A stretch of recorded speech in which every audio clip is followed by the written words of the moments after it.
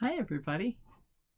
Thanks for joining me for the prayerful pause of the pastor today when we're just kind of carving out some time to focus on something greater than ourselves and to know that something really loves us and cares about us. I read a piece over Holy Week. I can't remember where this one came from, to be honest with you.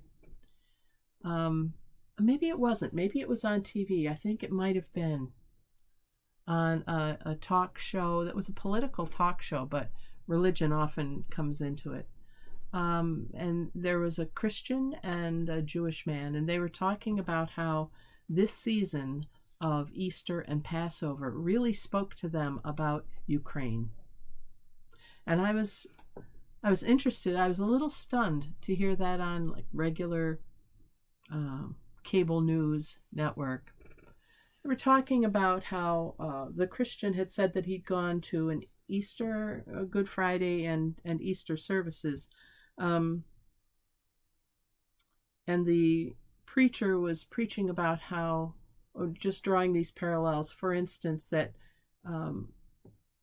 the women who stayed at the cross as Jesus was crucified, who witnessed the horror, that is like what the rest of us are having to do now. We're not able to fix it. We're witnessing the horror. And all we can do is pray for a quick ending. Pray that it stop. You've heard me speak of the compassion quotient of humanity. There's no doubt that this is raising the compassion quotient in humanity, just as I'm sure witnessing crucifixions did. And it also interested me that a Jewish gentleman was on the set at the same time. And in attending a Passover service in his synagogue, he said that there were parallels drawn to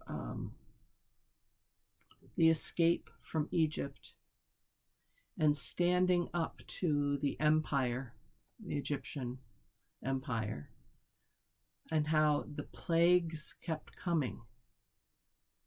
But the Jews did not lose hope because they knew that they would be protected, and that his rabbi was drawing parallels to the Jewish people and the Ukrainian people, Hebrew people and Ukrainian. And that just really heartened me to think that here are these parallels that I had not thought of in those terms before, and yet they really seem to work. And maybe that can help me to watch and bear witness to what's going on there, even when I want to turn away.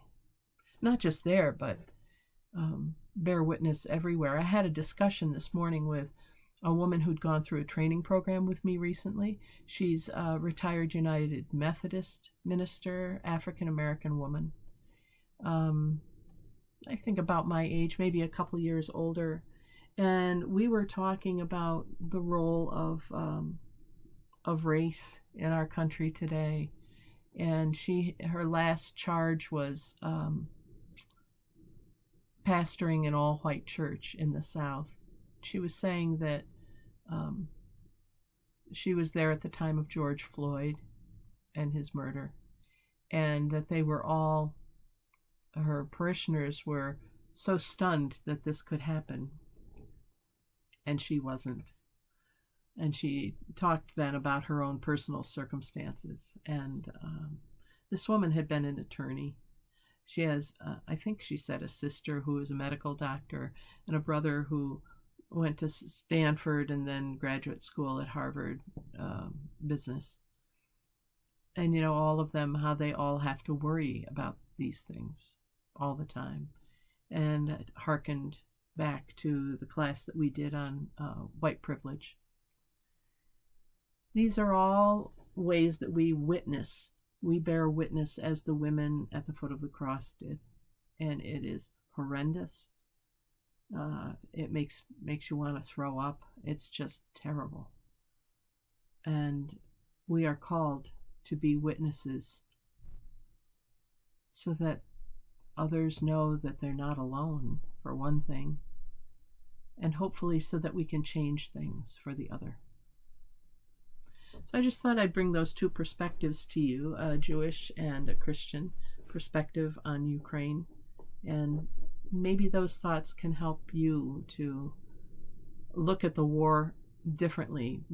For me, it's a renewed sense of my obligation as a follower of Jesus to bear witness to all of the pain and the sorrow and the injustice in the world, especially when we stand up against empire. Same thing here. Kind of a heavy thought maybe, but I hope it speaks to you in some way. And I see we have life over here on the side. Someone's waking from a nap. Thank you for joining me for this prayerful pause of the pastor. I'm Pastor Deb Swift of South Presbyterian Church in Rochester, New York. And until next time, bear witness. God bless. Take care and bye for now.